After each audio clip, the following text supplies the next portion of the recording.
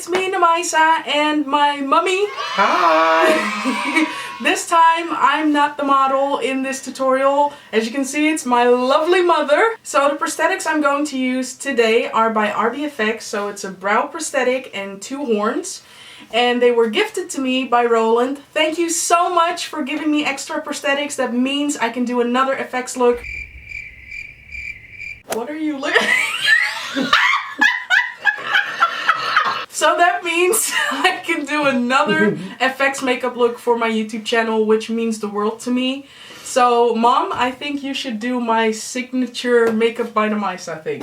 If you want to know how she did this look, then you know what you gotta do. Yep, there we go. Let's start the tutorial. So to start off, I'm going to use a Pritt stick or glue stick, you know, what the kids use to glue stuff down. And I'm applying that all over my mother's brows. My mother has pretty big brows and I wanted to protect them by just applying a layer of that glue all over her brows. Now I'm taking a foam latex brow by RBFX and I'm just pre-fitting it on my mother's face just to see where I need to put down the glue, which I'm going to do now actually. I'm going to use Telesis 7 silicone adhesive. This is also perfect for foam latex appliances, so no worries there. Now I started out with applying a layer of glue on my mother's nose bridge and on the inside of the prosthetic, just because I know that when you start out with the center of a prosthetic, especially the nose area, that it's always going to be lined up perfectly. So then I'm just going to glue it down. I've sped up this process because I've talked about this a couple of times in my previous videos. So, you know, I don't want to sound that repetitive. Anyway, now that I've glued down the prosthetic mostly, I'm actually going to, you know, fade away or blend in the edges of the prosthetic with that same glue. So I'm applying adhesive underneath the prosthetic and onto my mom's skin. And then I'm gluing down the edges like so. Now I'm going to use a It's Your Face Cosmetics translucent powder. I believe this is the yellow undertoned one. And I'm going to set the areas where I have applied glue. So pretty much on the edges of the prosthetic. I'm doing this so nothing else sticks to the prosthetic. You know, just to mattify everything. Oh my gosh, my mom is such a goofball. Anyway, now I'm going to apply foam latex horn prosthetics. I'm using the same technique as I used before. Apply some adhesive onto the skin, in this case also a piece of the prosthetic, and underneath the horn prosthetic, and then apply it onto the face. And then I'm gluing down the edges, as you can see right here. I had to use that freaking headband because her hair was getting in the way. Anyway, and now I'm mattifying the edges like I did before. So now it's time to start the paint job. So I'm going to use a Thomas Surprenant prosthetic paint. This shade is called Vampire Slayer. And with a wedge sponge, I'm applying that all over the brow. Obviously, I'm leaving the horns open. And just to let you know, I'm using this color as a base for my look, but I'm also using it to kind of seal the foam latex prosthetic. If I do not apply something like Pax paint or prosthetic paint onto this prosthetic or foam latex prosthetic in particular, other products may not adhere to it. So keep that in mind. So I also applied that on her cheekbones, later on her chin, because at this point I was not really sure what I was going to do with the look, in all honesty. But anyway, let's move on. Now I'm going to use the Kryolan TV paint stick in the shade G165, and with a stipple brush, so to say, I'm applying that all over the brow area and also cheekbone area, just to create a funky little texture. Here you can see I'm applying that prosthetic paint again because I wanted to have something on her chin area as well to match the forehead and her cheekbones. Again, I was not sure where I was going with this look, so I'm just kind of winging it. And again, I'm applying that TV paint stick on top of it as well. The next couple of products are alcohol activated, and to be precise, they need 99% isopropanol alcohol. You cannot use any less percentage of this alcohol because it won't work. And then now I'm going to use this shade. It's called Bruised Purple and it's by European Body Art. And I'm going to apply that color onto a Badass Stencils. I believe this is Andrea's Reptiliana stencil. Anyway, I'm applying that on my mom's cheekbones, forehead, on the bridge of her nose, on her chin, and on her jawlines. I do know that I forgot one jawline, but later on in the video, I applied that. So please forget the fact that I forgot to apply that stencil onto her jawline. Now I'm mixing these two colors together. They are called Light Gray and Pale Dead, again by European Body Art. And I'm just flicking that color onto her skin to create texture. I just love the way this looks. It makes it more realistic, sort of say. I'm also mixing together Bruised Purple and Aged Blood, again by European Body Art. And I'm also flicking that onto her skin, as you can see right over here. Remember, just like with realistic skin tones, we're not made up out of one solid color. Now I'm going to use Enigma Eyeshadow by Melt Cosmetics, and I'm actually going to use it to contour my mother's face and also to contour, sort of say, some of the lines in the prosthetic.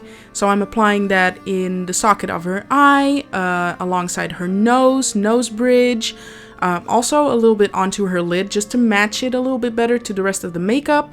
In the crease of her nose, laugh lines, along her lips, anywhere actually where there are pretty big lines in the face.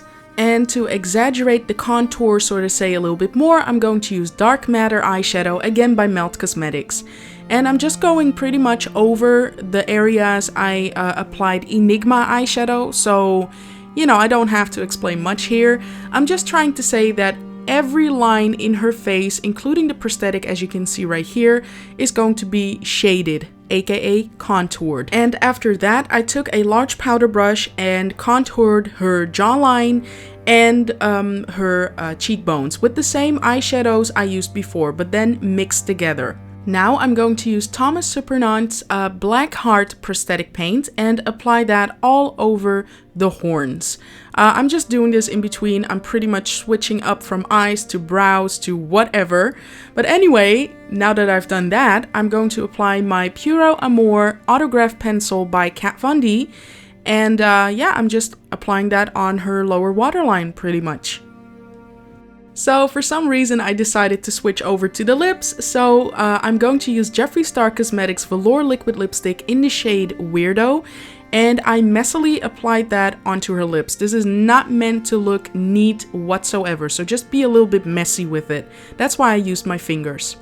Now I'm going to use Makeup Studio's Jewel Effects in Shine, and I'm applying that all over the horns. This is going to give the horns an awesome metallic look. I just love the look of these horns. Look at that shine. I had no idea where I was going with this look the entire time I was applying it, but once I saw that metallic glow on the horns, I said, yes, this needs to be on her lipstick as well. And there you have it. So off camera, I applied her false lashes. These are by DodoLashes in the style D105. Check the coupon code to save some money. And after that, I'm using a black face paint or body paint, whatever. And I applied that all over her neck and faded it out onto her chest. I'm just showing you one side of the makeup look because it saves me time. And I'm glad I didn't do the entire neck because I would make my mom into a floating head. So I'm sorry, Mom. And now for the last part, I am going to use that Makeup Studio Jewel Effects in Shine again. And I'm going to let that drip on her neck, sort of say, if that makes sense.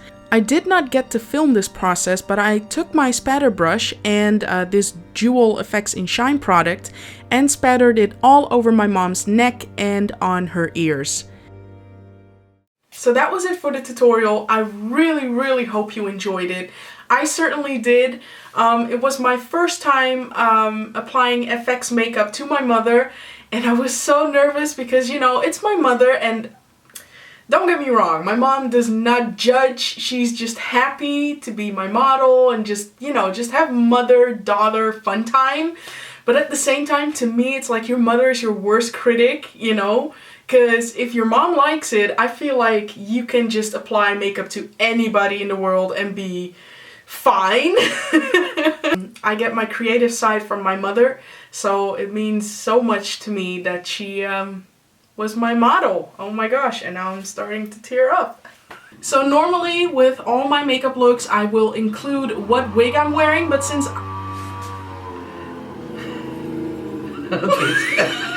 so normally when I do a makeup tutorial I always include what wig I'm wearing, but I'm not wearing a wig this time, and I think my mother isn't either. No, no wig. So we just used a spray can, gray spray can, and car paint. car paint. No, don't use car paint. No. This is just a hairspray, gray hairspray, and we sprayed that all over her hair. So if you want to follow me on my social media pages, then just type in Makeup by Namaisa on Instagram, Facebook, Twitter, Snapchat, and Periscope. Don't forget to subscribe to my YouTube channel and give this video a thumbs up if you liked it.